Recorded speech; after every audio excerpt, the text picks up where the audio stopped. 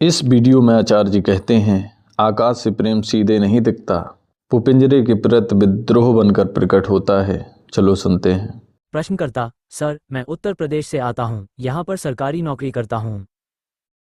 अगर मेरी धड़कन बढ़ जाए और मैं न बोल पाऊँ तो थोड़ा समय दीजिए। इसका कारण ये है कि मेरे लिए सेलिब्रिटी फिगर हैं आप, इतने करीब से मैंने कल्पना भी नहीं की थी। ये एक कारण है कि शायद, जबकि मैं अपने ऑफिस में ऑपरेटर भी रहा हूँ, मतलब मंच संचालन भी कर लेता हूँ, फिर भी कहीं ना कहीं थोड़ी सी घबराहट जैसी हो गई। First of all, thank you sir. ये मेरे लिए आशीर्वाद है, और इतने इजीली से अवेलेबल रहे। मेरा प्रश्न पिछले डिस्कशन से था। ये प्रश्न उस किताब से भी आया था, जो चैप्टर 6 था, स्लीप वॉकिंग थ्रू लाइफ। वहाँ पर जो डिस्कशन हुआ था, वो स्क्रिप्ट मतलब हम किसी लिखी गई कहानी के हिसाब से या स्क्रिप्ट के हिसाब से अपना जीवन जीते हैं। तो उसमें जब वो डिस्कशन हो रहा था, तो एक पिंजरे में जिस चिड़िया की बात हो रही थी, चर्चा में आपने कहा कि पिंजरे की चिड़िया को आकाश के प्रति कितना प्रेम है, ये इस पर डिपेंड करता है कि वो कितना सेक्रीफाइस या क्या कीमत देना चाहती है। लेकिन मेरा प्रश्न ये था कि अगर उस चिड़िया ने आकाश देखा ही न हो, तो वो कैसे अपनी कीमत डिसाइड दिखाए? Acharya Prashant: love for the sky exhibits itself disguised for the cage. आकाश से प्रेम कितना है, ये कभी सीधे अभिव्यक्त नहीं होता।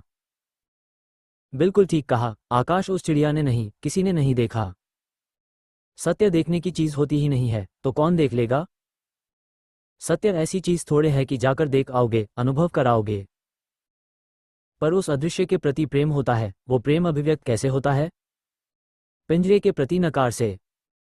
आप में पिंजरे को लेकर जितना विरोध उठता है, वही सूचक है कि आप में आकाश को लेकर प्रेम कितना है। आकाश को कोई भी प्रत्यक्ष प्रेम नहीं कर सकता, क्योंकि आकाश प्रत्यक्ष है ही नहीं। प्रत्यक्ष माने प्रति अक्ष, अक्ष, आंख, आंख के सामने। आकाश है ही नहीं, वो ऐसी चीज ही नहीं है कि आंख के सामने आ सके। आकाश से कोई प्रत्यक्ष प्रेम नहीं कर सकता। आकाश से प्रेम है कि नहीं, वो बस इसी से पता चलेगा कि पिंजरे को देखकर आग उठती है कि नहीं, पिंजरे के प्रति विरोध, विद्रोह उठता है कि नहीं। वही प्रेम का सूचक है। श्रोता: हाँ, लेकिन जब हम उसकी कीमत चुकाने के लिए आगे बढ़ते हैं, और वो कीमत जब हमारा पूरा जीवन या पूरा अस्तित्व ही जा रहा हो, मतलब हमारा वर्तमान, परिवार, घर या जो कुछ हम कर रहे हैं वो सब कुछ एक साथ छूट रहा हो, मतलब उसके आसपास की कीमत हो, तो शायद घबराहट जैसी होती है। आचार्य प्रशांत: पर इतना तो आपने अभी देखा ही नहीं है न कि आप सब छोड़ दोगे। जो इतना देख लेता है, उसका सब छूट जाता है। Seeing is being. ये तो अभी आप बस हवाई उड़ा रहे हो कि सत्य की तरफ जाऊंगा तो घर परिवार, मेरी पूरी हस्ती, मेरा पूरा इतिहास, मेरा घर, जमीन, परिवार, सब छूट जाएगा। इतना बड़ा तुमने क्या देख लिया कि सब छोड़ना पड़ेगा? इतना बड़ा तो अभी तुमने कुछ देखा ही नहीं है, और देख लिया होता तो छूट गया होता। भाई, किश्तों में ही सही, कीमत अदा कर दो। अभी तो तुमने बहुत छोटी सी चीज देखी है, तो उसकी तुम्हें छोटी ही कीमत देनी पड़ेगी। तुम वो छोटी सी किश्त भी नहीं देना चाहते हो, लेकिन कहते ऐसे हो जैसे पता नहीं क्या, तुम्हारा घर, जमीन, जायदाद, मियाँ बीवी, बच्चे, सब कुछ मांग लिया जा रहा हो। बड़ी कीमत बड़ी चीज की मांगी जाती है, वो बड़ी चीज तो तुमने कोई देखी ही नहीं है अभी तक। छोटी चीज की छोटी सी किश्त दे दो, इतना काफी है। और जब वो छोटी किश्त दे देते हो, तो स्पष्ट होना शुरू होता है कि सौदा मुनाफे का है। किश्त चुकाई है, कुछ ऐसा पाया है कि मुनाफे का है। तो फिर दिल थोड़ा कड़ा करते हो, कहते हो ज्यादा बढ़ा देकर देखते हैं अब। पहली बार 10 रुपए दिया था, तो बदले में 20 रुपए मिला। इस बार जरा 100 रुपए देकर देखते हैं, और ज्यादा मिलेगा, 200 रुपए। फिर 100 रुपए देते हो, फिर मिलता है। तो ऐसे ऐसे करके, उत्तरोत्तर, प्रोग्रेसिवली, आदमी छोड़ता है। लेकिन जिन्हें नहीं छोड़ना होता, वो ऐसी बात कर सकते हैं कि सत्य के लिए तो अरे, सब कुछ छोड़ देना होता है ना। भाई, ये तुम कहाँ से उठा लाए? तुम्हें क्या पता सब छोड़ देना होता है? तुम्हें कैसे पता सब छोड़ देना होता है? और फिर कह रहा हूं कि वो सत्य के इतने सम्मुख हो जाएं, इतने निकट हो जाएं कि उनको दिख ही जाए कि इसके लिए सब छोड़ देना होता है, वो छोड़ेंगे नहीं, उनसे तत्काल छूट जाएगा। और बाकी सब ऐसे ही हैं, बस वाक प्रपंच है, बातें हैं कि ये छोड़ना होता है, वो छोड़ना होता है। कुछ नहीं। तुम छोटी शुरुआत कर लो, उतना पर्याप्त होगा। ठीक है, छोटी शुरुआत कर लो। कोई नहीं कह रहा सरकारी नौकरी छोड़ दो। तो तुम अभी छोटी शुरुआत कर लो, घूस लेना छोड़ दो, उतना ही बहुत है। या और इधर उधर के जो कुछ काम करते हो जो छोड़े जा सकते हो, तुम वहीं से शुरुआत कर लो। मैं नहीं कह रहा आप लेते हो, पर मतलब यह है कि समझ रहे हो ना बात को, कि जो चीज़ें ऐसी हैं जहां से शुरुआत कर सकते हो, छोटी किश्त, आप वहां से शुरुआत करो। प्रश्नकर्ता, टच कर दीजिए। आचार्य प्रशांत, कर दिया, पर मज़ा तुम्हें तभी आएगा जब तुम खुद को टच करोगे। प्रश्नकर्ता, सर आपके गले मिल सकता हूं? आचार्य प्रशांत, कुछ है नहीं मेरे गले में, पर मिल लो। प्रश्नकर्ता, जब से आपसे जुड़ा हूं, आपको देखा है, आपने मुझे खुले सोच पाने की हिम्मत दी है। इससे पहले जब भी मैं कभी सोचता भी था, कुछ चीज़ों के बारे में सोचने पर ही डर लगने लगता है। तो अब मैं देखता हूं कि एटलीस्ट सोचने में मुझे डर नहीं लगता। वो चीज़ें अपने मन में इतनी गहरी बैठ जाती हैं। आचार्य प्रशांत, वो हिम्मत मैंने नहीं दी है, वो तुम्हारी अपनी है भाई। हिम्मत तुम्हारी अपनी है। तुम उसका इस्तेमाल नहीं कर रहे थे, तुम उसका सम्मान नहीं कर रहे थे, लेकिन वो चीज़ तुम्हारी ही है। ये सब चीज़ें इतनी अपनी होती हैं ना, इतनी निजी, इतनी आत्मिक होती हैं कि ये कोई आपको बाहर से नहीं दे सकता। ये पेन नहीं है, चश्मा नहीं है, शर्ट नहीं है कि कोई बाहर से आकर आपको तोहफा दे देगा, या कि भेंट या अनुग्रह नहीं हो पाता। ये अपनी ही चीज़ होती है, बस ये है कि आपके पास है, पर आप उसको रखे बैठे हो। या तो डर रहे हो, या कुछ भूल गए हो। कई कारण होते हैं। कई बार तो घर में ही कुछ रखे होते हो, भूल जाते हो अपने घर में है, तो लगता है कि है ही नहीं। ऐसा भी होता है ना, घर में कोई चीज़ है, पर भूल गए। अब जब भूल गए, तो लगता है नहीं है। कई बार होता है अपने पास कोई चीज़ है, पर उसका इस्तेमाल करने से डर लग रहा है ना?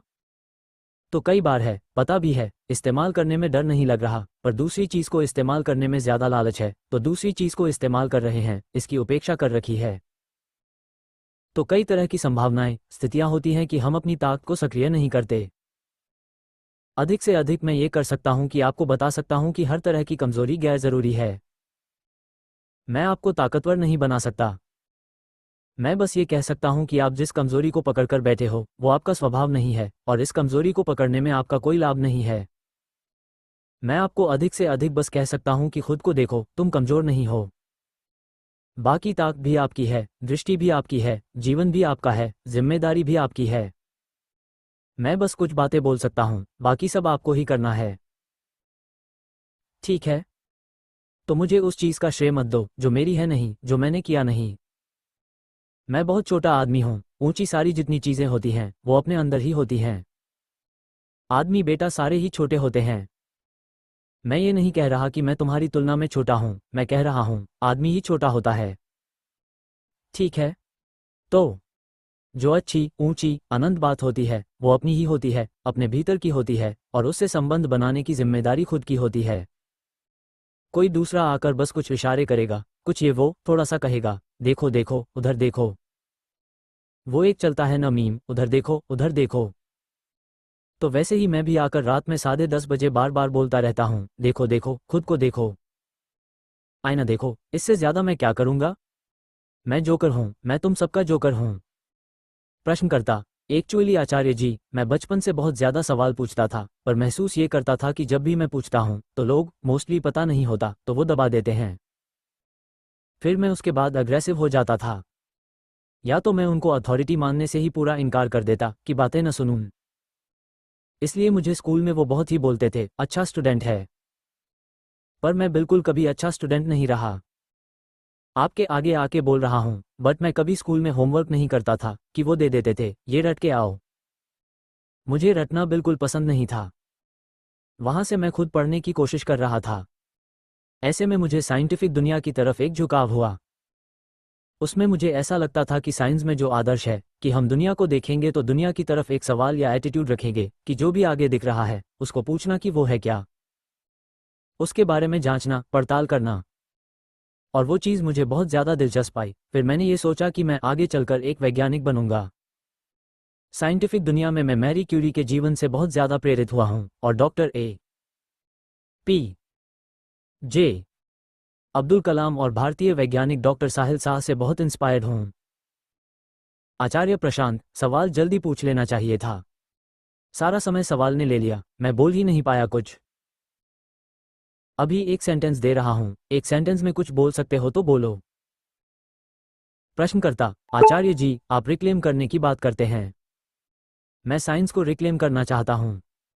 आचार्य प्रशांत, करो। मस्त होकर करो, बिल्कुल करो, एकदम करो। ठीक है, अच्छा है। जैसा कि आचार्य जी ने बताया, सत्य दूर नहीं है, डर सिर्फ पिंजरे से चिपकाए रखता है। समझें और खुद को देखने का साहस करें। धन्यवाद।